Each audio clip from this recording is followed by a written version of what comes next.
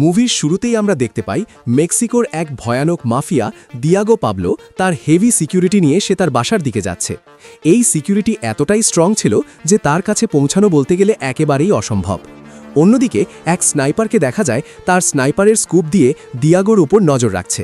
এরপর দিয়াগো যখন তার বাসায় ঢুকে বাথটবে বসে মনের সুখে গোসল করতে থাকে, ঠিক তখনই সেই স্নাইপার মারাত্মক এক শট নিয়ে দিয়াগোর মাথার খুলি উড়িয়ে দেয়। আসলে দিয়াগোকে হত্যা করার জন্য এই স্নাইপারকে কেউ একজন সুপারি দিয়েছিল, কিন্তু কে সেই লোক এবং কেন তাকে হত্যা করল, আর সেই সাথে কে এই ভূতের স্নাইপার যে কিনা এমন স্ট্রং সিকিউরিটিকে বড় আঙুল দেখিয়ে এক তুড়িকে সে মাফিয়ার মাথা খুলি উড়িয়ে দিল, এই সব কিছুই আমরা একটু পরেই জানতে পারব। পরের সিনে আমরা নামের এক মেরিন আর্মিকে দেখতে পাই। তাকে দেখা যায় সে খুব মারাত্মকভাবে আতঙ্কে রয়েছে। চোখে মুখে বিষণ্ণতা, ভয়ের ছাপ নিয়ে শেষবারের মতো তার বন্ধুদের সাথে তোলা বিটি দেখে নেয়, আর এরপরেই টেবিল থেকে তার গান তুলে নিয়ে নিজের প্রাণ সে নিজেই নিয়ে নেয়। এই খবর পৌঁছে যায় তার বেস ক্যাম্পে, সেই সাথে তার সবথেকে কাছের বন্ধু ব্র্যান্ড ব্যাকেটের কাছে। ব্র্যান্ডন ব্যাকেটকে দেখতে পায়। তার সবথেকে কাছের বন্ধুর মৃত্যুতে সে খুব ভেঙে পড়েছে। এমন সময় সেখানে এসে উপস্থিত হয় মেজর রিচার্ড। মেজর রিচার্ড ছিল একজন শার্পিং স্নাইপার, কিন্তু বর্তমানে সে দায়িত্ব পালন করছে ডিআইএর এক চিফ হিসেবে। মেজর রিচার্ড ব্র্যান্ডনকে বলে, কলম্বিয়ায় সকল মাফিয়াদের গডফাদার জেসাস মুরালি ভয়াবহভাবে তার রাজত্ব গড়ে তুলেছে, যার অপকর্মের লিস্ট এতটাই লম্বা যে তার কোনো হিসাবই নেই। সে ছিল একটা নরখাদক, তার খিদে পেলে সামনে যাকেই পায় তাকেই খেয়ে ফেলে। উপর থেকে অর্ডার এসেছে সেই মাফিয়াকে শেষ করে দেওয়ার জন্য, তাই আমি চাই তুমি যত দ্রুত সম্ভব কলম্বিয়ার স্পেশাল ফোর্সের সাথে জয়েন করে সেই মুরালির অধ্যায় খতম করো। মেজর রিচার্ড ব্র্যান্ডনকে জানায় অর্থিংটন মুরালির রাজত্ব শেষ করে দেওয়ার জন্য তার সম্পর্কে বেশ কিছু তথ্য সংগ্রহ করেছিল, আর মুরালি সেটা জানতে পেরে অর্থিংটনের পরিবারের উপর ব্যাপক পরিমাণে অত্যাচার শুরু করে। শেষমেশ অর্থিংটন তার পরিবারের জীবনের বিনিময়ে সব ডকুমেন্টস মুরালিকে ফিরে দিতে বাধ্য হয়, আর একজন সৎ আর্মি হয়েও নিজের এমন অপকর্ম সে কোনোভাবেই মেনে নিতে পারেনি, তাই আত্মহত্যা করে। আর এখন কলম্বিয়ায় ওই বগুড়া শহরের পুরোটা জুড়েই মুরালি রাজত্ব চলে। এমনকি ছোট বড় গ্যাংসহ সেখানকার সকল আইন তার কন্ট্রোলে চলে। এই সব কিছু শুনে ব্র্যান্ডনের মাথায় রক্ত উঠে যায়। সে জানায় এক শট নিয়ে মুরালিকে উপরে পাঠিয়ে দিবে, কিন্তু রিচার্ড জানায় বগুড়ায় ঢুকে সরাসরি অপারেশন করে তাকে হত্যা করা শুধু অসম্ভবই নয়, বরং সেইটা হবে মারাত্মক একটা বোকামি। তাই খুব ঠান্ডা মাথায় পরিকল্পনা করে তাকে শেষ করতে হবে। এরপর ব্র্যান্ডন দ্রুত সেই কলম্বিয়ার বগুড়া শহরে চলে আসে। সেইখানে পৌঁছে ব্র্যান্ডন দেখতে পায় এই মিশন পরিচালনাকারী আর কেউই নয়, সে হলো তার বাবা টম ব্যাকেট। মেজর গার্জান নির্দেশে প্র্যাকটিক নামের এক অফিসার সেই মাফিয়া মুরালিসের ফাইলগুলো ব্র্যান্ডনকে এনে দেখাতে থাকে। এরপর মেজর মুরালির সম্পর্কে বলতে থাকে। সে বলে পৃথিবীর যত অপকর্ম রয়েছে তার সবগুলোই এই কুখ্যাত মাফিয়া মুরালির পকেটে রয়েছে। 2006 সালে কোকেনের এক বিশাল চালান পাচারের অভিযোগে আমরা তাকে গ্রেপ্তার করেছিলাম, কিন্তু আমাদের উচিত ছিল তাকে গ্রেপ্তার না দেখিয়ে সেই দিনই তাকে মেরে ফেলা, কারণ সে 1 বছর পর জেল থেকে বের হয়ে সে এতটাই হিংস্র হয়ে উঠেছে যে তাকে যেই থামানোর চেষ্টা করেছে সেই তার প্রাণ হারিয়েছে। এমনকি তার লোকেশনও আজ পর্যন্ত কেউ জানতে পারেনি, কারণ সে এক জায়গায় এক রাতে বেশি কাটায় না। কিন্তু এইবার আমরা জানতে পেরেছি মুরালি আভাস্কা ফরেস্টের একটি সেফ হাউসে রয়েছে। এরপর প্র্যাকটিক জানায় এই মুরালির মারাত্মক লেভেলের এক শার্পং স্নাইপার রয়েছে, যেই কিনা কিছুদিন আগে এইখানকার এক ভয়ঙ্কর মাফিয়া দিয়াগোকে এক শটেই তার মাথার খুলে উড়িয়ে দিয়েছিল। এমন সময় অপারেশন টিম লিডার কেট এসে সেখানে উপস্থিত হয়। কেট জানায় এই অপারেশনে 2টা টিম আলাদা আলাদাভাবে লিড করা হবে। একদিকে তার টিম সেই মুরালির বাসায় ঢুকে রেড দিবে, আর অন্যদিকে ব্র্যান্ড দূর থেকে তার স্নাইপার দিয়ে তাদের কাভার দিবে। ব্র্যান্ড জানায় সে এই মিশন একাই পরিচালনা করতে চায়, কিন্তু কেট তাকে বলে এইটা শুধু পাগলামি নয়, বরং এইটা হবে মারাত্মক লেভেলের বোকামি, কারণ আজ পর্যন্ত টপ লেভেলের সব অফিসাররা তাকে ধরতে গিয়ে প্রাণ হারিয়েছে, আর তুমি তো ছোট বাচ্চা মাত্র। এইটা শুনে ব্র্যান্ডনের বাবা টম তো হেসেই বাঁচে না, কারণ সে তো জানে তার ছেলে ব্র্যান্ড কি জিনিস। আজ পর্যন্ত রাঘব গোলের মতো বড় বড় সব মাফিয়াকে তার ছেলে একাই উড়িয়ে দিয়েছে। এরপর সম্পূর্ণ মিশন সম্পর্কে ব্র্যান্ডনকে বুঝিয়ে তারা তাদের টিম নিয়ে চলে আসে মোরালি সেই সেভ হাউসের কাছে। গভীর জঙ্গলের ভেতর দিয়ে ব্র্যান্ডন তার স্পোটার প্র্যাকটিককে নিয়ে এবং কেট ও মেজর গার্জা তার ভয়ানক স্পেশাল ফোর্সদের নিয়ে তারা 2 দল নিয়ে 2 দিক দিয়ে সামনে এগোতে থাকে। গাড়ি থেকে নেমে কেট তার কন্ট্রোলারের ড্রোন ভিউ মোড অ্যাক্টিভ করে মেজর গার্জাকে গুড লাক বলে তার সদস্যদের নিয়ে নিজের পজিশনে চলে যায়। আর অন্যদিকে মেজর গার্জা তার টিম নিয়ে ঘন জঙ্গলে নালা এগিয়ে যেতে থাকে সেই সেভ হাউসের দিকে। একবার তাদের চেহারার দিকে তাকিয়ে দেখুন, এরা দেখতেই যদি এতটা ভয়ঙ্কর হয়, তাহলে ভেবে দেখুন এদের অপারেশন কতটা ভয়ঙ্কর হতে পারে। ব্র্যান্ডন তার স্নাইপার নিয়ে পজিশন নেয় মুরালির বাড়ির সামনের দিকটায়, আর প্র্যাকটিক তার বাইনোকুলার দিয়ে বাড়ির আশেপাশের পরিবেশ খুব ভালোভাবে পর্যবেক্ষণ করতে থাকে। ব্র্যান্ড প্র্যাকটিকের কাছে দূরত্ব দূরত্ব আর বাতাসের গতিবেগ জানতে চাইলে প্র্যাকটিক তার ম্যানোমিটার দিয়ে দূরত্ব আর বাতাসের গতিবেগ ক্যালকুলেশন করে জানিয়ে দিলে ব্র্যান্ড এবার ও পেতে বসে থাকে কেটের টিমের আসার অপেক্ষায়। অন্যদিকে হেডকোয়ার্টার থেকে টম ও চিফ অফিসার জন স্যামসন কেট এবং ব্র্যান্ডনের এই অপারেশন লাইভ মনিটরিং করতে থাকে। কেট তার টিম নিয়ে বাড়ির প্রায় কাছাকাছি পৌঁছে যায়। এরপর সে তার ড্রোন ভিউ থেকে বাড়ির আশেপাশে বা বাইরে কাউকে দেখতে না পেয়ে সে তার টিম নিয়ে আরও সামনে এগিয়ে থাকে।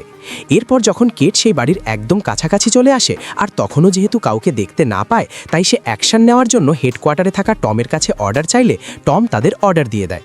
অর্ডার পাওয়ার সাথে সাথে কেট সেই বাড়ির সামনে থাকা একটি গাড়ির পিছনে দিয়ে কাভার নেয়। ততক্ষণে মেজর গার্জা তার পুরো টিম নিয়ে পিছন দিক থেকে সম্পূর্ণ বাড়ি ঘিরে ফেললে কেটের টিমও সেই বাড়িতে গিয়ে উপস্থিত হয়। এরপর যখনই তারা সেই বাড়িটির ভেতরে প্রবেশ করে, ঠিক সেই সময় সেইখানে ভয়ানক এক বিস্ফোরণ হলে সেই বাড়িসহ মেজর গার্জার সম্পূর্ণ টিম একেবারে ছিন্নভিন্ন হয়ে যায়। কেট সেই গাড়িটির কাভারে থাকায় সে প্রাণে বেঁচে গেলেও দূর থেকে তার টিমের এমন ভয়ানক অবস্থা দেখে সে একদম ভেঙে পড়ে। পরিবেশ শান্ত হলে সে মেজর গার্জাকে দেখতে পায়। মেজর যখনই উঠে দাঁড়ায় ঠিক তখনই কোথা থেকে যেন এক স্নাইপারের শট এসে আগে মেজর অ্যাটাক পায়। এইটা দেখে ব্র্যান্ডন বুঝে যায় এখানে স্নাইপার আছে, কিন্তু সে সেই স্নাইপারের এক্স্যাক্ট লোকেশন কোনোভাবেই খুঁজে পায় না। এদিকে কেট বুঝতে পারে যদি সে মেজর গার্জাকে না বাঁচায় তাহলে সেই স্নাইপার তাকে মেরেই ফেলবে, তাই সে তার জীবনের মায়া ত্যাগ করে মেজর গার্জাকে নিয়ে গাড়ির কাভারে আসতে থাকে। কিন্তু সেই স্নাইপার এইবার কেটকে টার্গেট করে আরও এক ভয়ানক শট নেয়, কিন্তু কেট তার আগেই সেখানে থাকা একটা ট্রাক্টরের কাভারে চলে আসলে সেই বুলেট গিয়ে লাগে কেটের পেছনে থাকা গার্জার টিমের এক সদস্যের মাথায়। আর এই স্নাইপারের শট এতটাই ভয়ঙ্কর ছিল যে এক শটেই তার মাথা একদম ভর্তা হয়ে যায়। তো বুঝতেই পারছেন কি ভয়ানক এই স্নাইপার আর কি পরিমাণ মারাত্মক হতে পারে সেই স্নাইপারের বুলেট। যাই হোক, এইবার যখন সেই স্নাইপার দ্বিতীয় শট নেয় তখন ব্র্যান্ড তার লোকেশন পেয়ে যায়, আর সাথে সাথে সেই লোকেশনে অ্যালো শট নিলে সেই স্নাইপার সেখান থেকে পালিয়ে যায়। সম্পূর্ণ জায়গা এক মুহূর্তে নরকে পরিণত হয়। সবাই তাদের বেজে ফিরে আসার জন্য প্রস্তুতি নিতে থাকে। এরপর বেশ কয়েকটি হেলিকপ্টার চলে আসে তাদের সবাইকে রেস্কিউ করার জন্য। ব্র্যান্ডন এক মারাত্মক দৃষ্টি দিয়ে সেই স্নাইপারের পজিশনে তাকিয়ে থাকে। সে নিজের ওপর এক ভয়ানক রাগে সেই জায়গাটা দেখতে থাকে, কারণ এই প্রথমের মতো কোনো স্নাইপার তার টার্গেট থেকে বাঁচতে পেরেছে। এরপর তারা যখন কোয়ার্টারে ফিরে আসে তখন জন তাদের ওপর বেশ রেগে যায় এবং এই মিশনের এমন নড়বড়ে অবস্থার জন্য কেটের কাছে জবাব চায়। আর সেই সাথে তাদের এতগুলো সৈনিক মারা যাওয়ার জন্য কেটকে তিরস্কার করতে থাকে। তখন ব্র্যান্ডন দূর থেকে এই সকল কথাবার্তা এক নজরে পর্যবেক্ষণ করতে থাকে। টম জানায় এই মিশনে কারোরই কোনো দোষ নেই, বরং আমাদের ডিপার্টমেন্টের এমন কেউ আছে যে আমাদের সকল প্ল্যান আগে থেকেই মোরালিকে জানিয়ে দিচ্ছে, কারণ এই মিশনের প্ল্যান আমাদের টিমের বাইরে আর কেউই জানতো না। আর সেই স্নাইপার আর কেউই না, এটাই হলো সেই স্নাইপার যে মুরালির অর্ডারে সকল অপকর্ম করে থাকে। ব্র্যান্ড বুঝতে পারে এই টিমের সাথে কাজ করা মানে নিজের জীবনকে ঝুঁকিতে ফেলা। যেখানে নিজেদের টিমের ভেতরে কোনো মিল নেই সেখানে বাহিরের শত্রু তো এমনিতেই সুযোগ নেবে। তাই সে সেখান থেকে চলে আসার সিদ্ধান্ত নেয়, কিন্তু তার বাবা টম ব্যাকেটটাকে জানায়, আমি তোমাকে ছোটবেলা থেকে এমনভাবে তৈরি করিনি যে সামনে বিপদ দেখে তুমি পেছনে ফিরে যাবে, কিন্তু আজকে তুমি একটা স্নাইপারের ভয়ে এইভাবে পালিয়ে যাচ্ছ। টম তার ছেলে ব্র্যান্ডনকে অর্ডার করে সেই স্নাইপার ডিয়াবলোকে শেষ করার সাথে সাথে মুরালিকেও গ্রেপ্তার করতে। সেই সাথে তাদের মধ্যে থাকা সেই অফিসারকেও খুঁজে বের করতে হবে যে তাদের নাকের ডগা দিয়ে তাদের সবাইকে বোকা বানিয়ে সকল ইনফরমেশন মুরালিকে দিচ্ছিল। টমের এমন কথা শুনে ব্র্যান্ডন তার সিদ্ধান্ত পরিবর্তন করে আর এইবার উঠে পড়ে লেগে যায় মুরালি সহ সেই স্নাইপারের দফা করার জন্য। এইবার আমরা সেই স্নাইপার ডিয়াবলোকে দেখতে পাই। তার এক স্পাই তাকে কল করে জানায় ডিআইএ আমেরিকা থেকে এক নতুন স্নাইপার নিয়ে এসেছে যে খুবই ভয়ানক। এই নিউজ শুনে ডিয়াবলো বুঝে যায় যদি কালকে সে সেখানে আর কয়েক মিনিট থাকতো তাহলে সে নিজেই সেই স্নাইপারের বুলেটে উড়ে যেত। এরপর আমরা ব্র্যান্ডনকে দেখতে পাই। সে তার বন্ধুর মেসেঞ্জারগুলো পড়তে থাকে যেগুলো সে সুইসাইড করার আগে ব্র্যান্ডনকে পাঠিয়েছিল। এমন সময় সেখানে কেট এসে তাকে জানায় গতকালকে রাতে তার সাথে তার বাবার সব কথাই সে শুনে ফেলেছে, তাই সেও চায় তাকেই মিশনের সাথে নেওয়ার জন্য, কিন্তু ব্র্যান্ড তাদের রাজি হয় না। সে জানায় সে একাই এই মিশন শেষ করবে। আর এই বগুড়া শহর মাফিয়া শূন্য করেই এরপর সে এখান থেকে ফিরে যাবে। কেট জানায় এই শহরে তুমি একেবারে নতুন, কিন্তু আমার এখানে অনেক স্পাই রয়েছে যারা এই মিশনে তোমাকে সাহায্য করতে পারবে। এই সব কিছু শুনে ব্র্যান্ডন ও কেটকে তার সাথে নেওয়ার জন্য রাজি হয়ে যায়। এইবার ব্র্যান্ডন ডিয়াবলোর অ্যাক্টিভিটি কেটকে বোঝাতে থাকে। ব্র্যান্ডন বলে সেই দিন ডিয়াবলো দুইটা শট নিয়েছিল, একটি মেজর গার্জার পায়ে আর একটি তোমাকে লক্ষ্য করে শট নিয়েছিল, তাই এখন থেকে তুমিও সেই স্নাইপারের নজরদারিতে রয়েছো। এরপর সেইখান থেকে বেরিয়ে কেট একটি বারে আসে কার্লোস নামের একজন বিশ্বস্ত স্পাইয়ের সাথে দেখা করতে। সেইখানে এসে দাঁড়াতেই দুজন পাতি মাস্তান তাকে আইটেম গার্ল মনে করে তার সাথে ফ্ল্যাট করতে থাকে। কেট চোখের পলকেই তাদের একজনকে মেরে অজ্ঞান করে ফেলে। কিছুক্ষণ পর সেখানে কেটের সেই স্পাই কার্লোস চলে আসে। কার্লোস একজন চার্চের ফাদার হলেও আসলে সে পুলিশের স্পাই হিসেবে কাজ করে। কেট তাকে জানায়, যেভাবেই হোক আমার এবার মুরালির এক্স্যাক্ট লোকেশন আর তার স্নাইপার ডিয়াবলোর ডিটেলস চাই। ফাদার কার্লোস কেটের কাছে মাত্র 24 ঘন্টা সময় নিয়ে সেখান থেকে চলে যায়। অন্যদিকে আমরা ব্র্যান্ডনকে দেখতে পাই সেই স্নাইপারের বুলেট সম্পর্কে তথ্যের জন্য ইন্টারনেটে ঘাটাঘাটি করতে। এমন সময় প্র্যাকটিক তাকে জানায়, দূরের বিল্ডিং থেকে একটি লেজার লাইট আমাদের কোয়ার্টারের দিকে এসে পড়েছে, হতে পারে এটা সেই স্নাইপারের লেজার। এইটা শুনে ব্র্যান্ডন তার স্নাইপার নিয়ে দ্রুত ছাদে চলে আসে। অন্যদিকে ডিয়াবলো ওয়েট পেতে বসে রয়েছে ব্র্যান্ডনের অপেক্ষা। ডিয়াবলো সন্ধ্যার বসে এখানে নজরদারি করতে থাকলেও এইবার সে আসলেই ব্র্যান্ডনকে দেখতে পেলে সে ব্র্যান্ডনকে টার্গেট লক করে, কিন্তু এরই মধ্যেই ব্র্যান্ডনও ডিয়াবলোকে দেখতে পেয়ে যায়। ফাইনালি দুজন চিরশত্রু এই প্রথমের মতো একে অন্যের মুখোমুখি হয়, যেখানে কেউ কারো থেকে একটুও কম নয়। যাই হোক, ব্র্যান্ডন দ্রুত তার টার্গেট লক করে শট নেয় আর দ্রুত তার পজিশন থেকে সরে যায়। ডিয়াবলো বুঝতে পেরে সেও তার পজিশন থেকে সরে যায়। কিন্তু সাথে সাথে সে মারাত্মক এক শট নেয়। ডিয়াবলো ব্রান্ডনকে মাটিতে পড়ে থাকতে দেখে সে ভেবেই নেয় ব্রান্ডন মারা গিয়েছে, কিন্তু আসলে ব্রান্ডন তো মারা যায়নি। সে ডিয়াবলোকে বোকা বানানোর জন্যই এভাবে মারা যাওয়ার অ্যাক্টিং করছে। এরপর সকালবেলায় আমরা দেখতে পাই ব্র্যান্ড সেই বুলেট যেটা ডিয়াবলো গতরাতে শ্যুট করেছিল সেটা দেয়াল থেকে বের করে, আর সেই বুলেট দেখে তার বাবা টমও ভ্যাবাচাকা খেয়ে যায়, আর সে বলে এইটা বুলেট নাকি মিসাইল। এরপর সেটা মেজর রিচার্ডকে দেখালে সে ভিডিও কনফারেন্সের মধ্যে বলে এইটা একটা আধুনিক স্মার্ট বুলেট, এটা এমনই মারাত্মক যে এই বুলেট প্রতি সেকেন্ডে তার গতিপথ 31 বার পরিবর্তন করার ক্ষমতা রাখে, আর এই বুলেট একবার টার্গেট করে ফায়ার করলে অটোমেটিক সে তার টার্গেটে হিট করতে সক্ষম হয়। এই বুলেট একটা মিসাইল থেকে কম কিছু না, এইটাকে বলা হয় পৃথিবীর সবথেকে ভয়ঙ্কর বুলেট। এরপর মেজর রিচার্ড ব্রান্ডনকে জিজ্ঞেস করে এই বুলেট তুমি কোথায় পেলে। ব্রান্ডন তখন তাকে গতরাতের ঘটনা জানালে শেষে বলে তোমাকে সেই স্নাইপারের সাথে মোকাবেলা করতে হলে তোমাকেও সেই ধরনের বুলেট ব্যবহার করতে হবে, না হলে সে এক শটেই তোমার মাথার খুলে উড়িয়ে দেবে। পরের সিনে আমরা দেখতে পাই মোরালি তার শেল্টারে বসে লাল পানি খাচ্ছিল। ঠিক তখনই তার কাছে ডিয়াবলোর কল আসে, তাই সে সেখান থেকে উঠে তার চেম্বারে এসে কল রিসিভ করে। দেখতে পাই ডিয়াবলো তার টেবিলে পা রেখে তার দিকে গান টার্গেট করে তার চেয়ারে বসে আছে। ডিয়াবলো তাকে বলে আমার বাকি টাকাগুলো আমাকে পরিশোধ করে দাও, আর এই শহরে যে নতুন স্নাইপার এসেছিল আমি তাকে গতরাতেই মেরে ফেলেছি, তাই আমার পেমেন্ট ডাবল দিতে হবে। এইটা শুনে মোরালি তাকে বলে আগে নিজেকে বাঁচিয়ে রাখ, তারপর না হয় তাকে মারিস। এই স্নাইপার যেন তেন কোনো স্নাইপার নয় যে তুই তাকে এত সহজেই মেরে ফেলবি। তার নাম ব্র্যান্ডন প্যাকেট। এই পর্যন্ত পৃথিবীর কুখ্যাত 3 জন মাফিয়াকে সেই একাই খেয়ে দিয়েছে। ইতিমধ্যে তুইও তার টার্গেটে পড়ে গেছিস, তাই যান বাঁচাতে চাইলে তুই দ্রুত দেশ ছেড়ে চলে যা। এইটা বলে মুরালি সেখান থেকে চলে যায়। এই সব কিছু শুনে ডিয়াবলো বুঝতে পারে তাকে টিকে থাকতে হলে আগে সেই স্নাইপারের আশেপাশে মানুষদের খতম করতে হবে, তারপর সেই স্নাইপারের কাছে পৌঁছাতে হবে। পরের সিনে আমরা ব্র্যান্ডো কেটকে দেখতে পাই। তারা মুরালি এবং ডিয়াবলোর তথ্য জানার জন্য ফাদার কার্লোসের সাথে দেখা করতে তার কাছে যাচ্ছিল, কিন্তু পথে মধ্যে ফাদার ফোন করে জানায় আপাতত মুরালির কোনো লোকেশন পাওয়া যায়নি, কিন্তু সেই স্নাইপার ডিয়াবলোর গার্লফ্রেন্ডের ঠিকানা পাওয়া গেছে। তাই তোমরা যদি সেই স্নাইপারের কাছে পৌঁছাতে পারো তাহলে তোমরা মুরালির ঠিকানাও পেয়ে যাবে।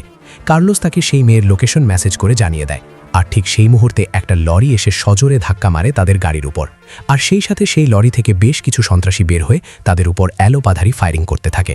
ব্র্যান্ড গাড়ি থেকে বেরিয়ে তাদের সবগুলোকে একে একে উপরে পাঠাতে থাকে।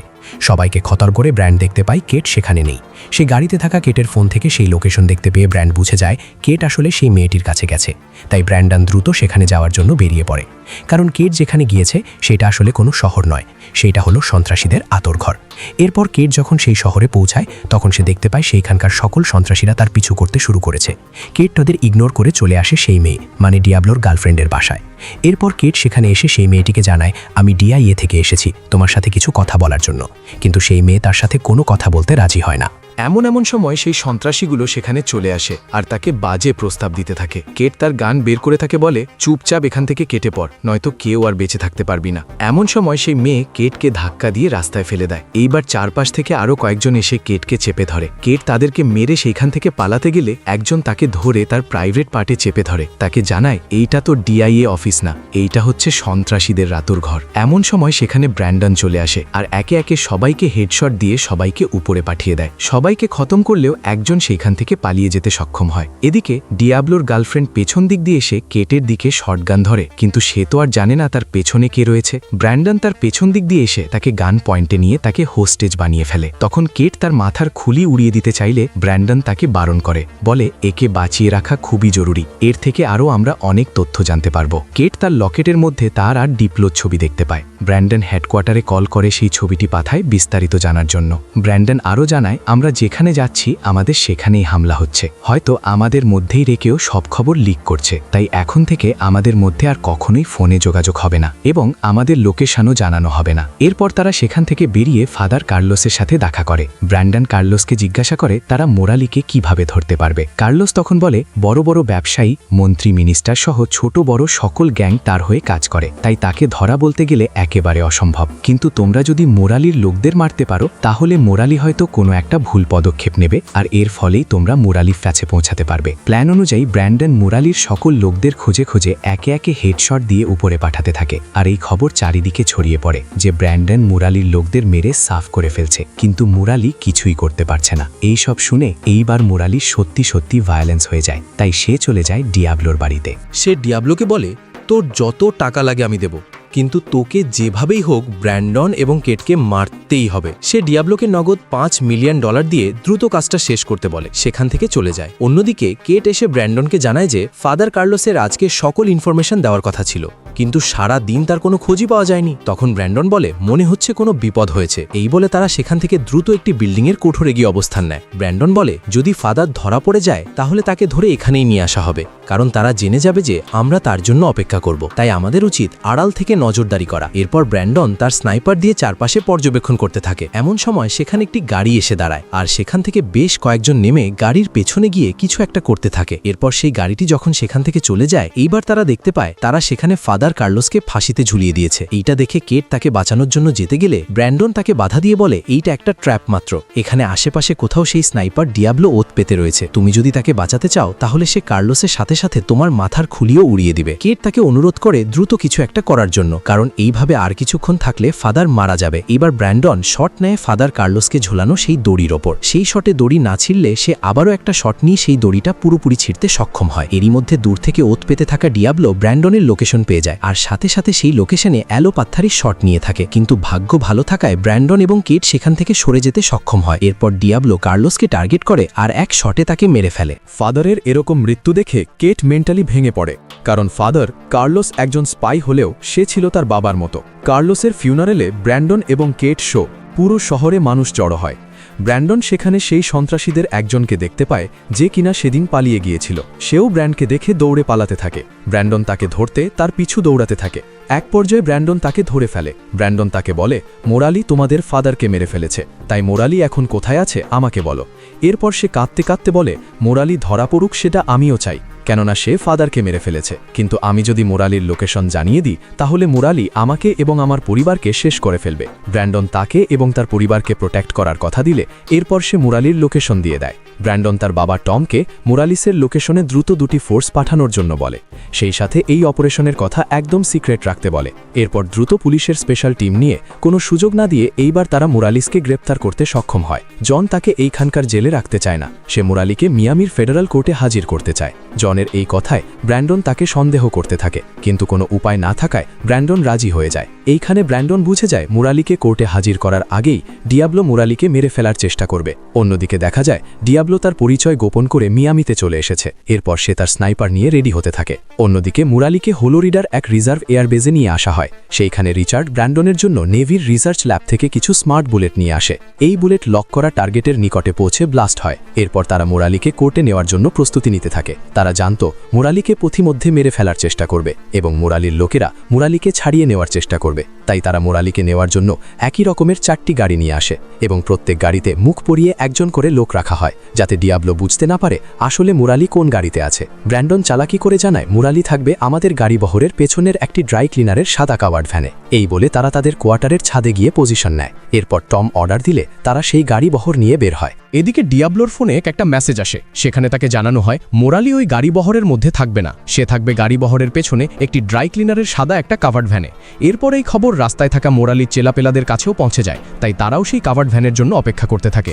এরপর যখনই সেই গাড়িবহর সেখান থেকে বেরিয়ে যায়, ঠিক তখনই সেই কাভার্ড ভ্যানটা বের হয়, সাথে সাথে মোরালির চেলাপাড়ারও সেই কাভার্ড ভ্যানের পিছু নেয়। যখনই সেই কাভার্ড ভ্যান ডিয়াবলোর রেঞ্জের ভিতরে চলে আসে, ঠিক তখনই ডিয়াবলো সেই কাভার্ড ভ্যানে মারাত্মক একটা শট নেয়, ফলে এক শটে সেই কাভার্ড ভ্যান খেলনা গাড়ির মতো একদম ছিন্ন ভিন্ন হয়ে যায়। এরপর সেখানে মোরালি চেলাপেলাও চলে আসে আর সেই কাভার্ড ভ্যানের উপর রেল পাথারি ফায়ার করতে থাকে। তখন মেজর রিচার্ড শ্যুট করে একে একে তাদের সবাইকে উপরে পাঠাতে থাকে। ডিয়াবলো দেখতে পায় কোথা থেকে যেন কেউ শ্যুট করে তাদের চেলাপেলাদের পাখির মতো মেরে ফেলছে। আসলে রিচার্ড সূর্যের আলোতে থাকায় ডিয়াবলো তার ফায়ারের ফ্ল্যাগ দেখতে পাচ্ছিল না, তাই এইবার সে আরও এক শট নেয় সেই কাভার্ড ভ্যান সহ মোরালিকে চিরতরে শেষ করে দেওয়ার জন্য। আর এটাই ছিল তার জীবনের সবথেকে মারাত্মক একটা ভুল।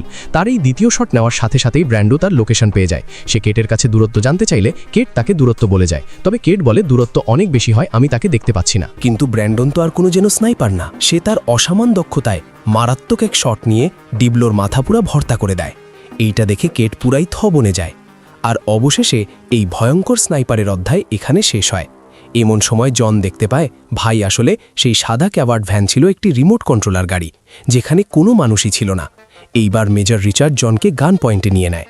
ব্র্যান্ডন বলে, তুই কি ভেবেছিস মোরালিসকে আমি এভাবে পাঠাবো? মোরালিকে তো আমি সেই প্রথমেই পাঠিয়ে দিয়েছি।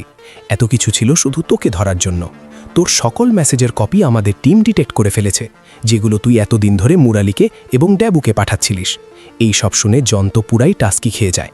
এরপর জনকে গ্রেপ্তার করে জেলে পাঠানো হয়। আর একদম শেষে বাবা ছেলের এই ইমোশনাল সিনের মধ্য দিয়েই মুভিটি এখানেই শেষ হয়ে যায়। ভিডিওটি ভালো লাগলো না খারাপ লাগলো তা অবশ্যই আমাকে কমেন্ট করে জানাবেন। আর সেই সাথে যারা এখনও আমাদের চ্যানেলটিকে সাবস্ক্রাইব করেননি, দ্রুত চ্যানেলটিকে সাবস্ক্রাইব করে দিন। সবাই ভালো থাকবেন, সুস্থ থাকবেন। আল্লাহ হাফেজ।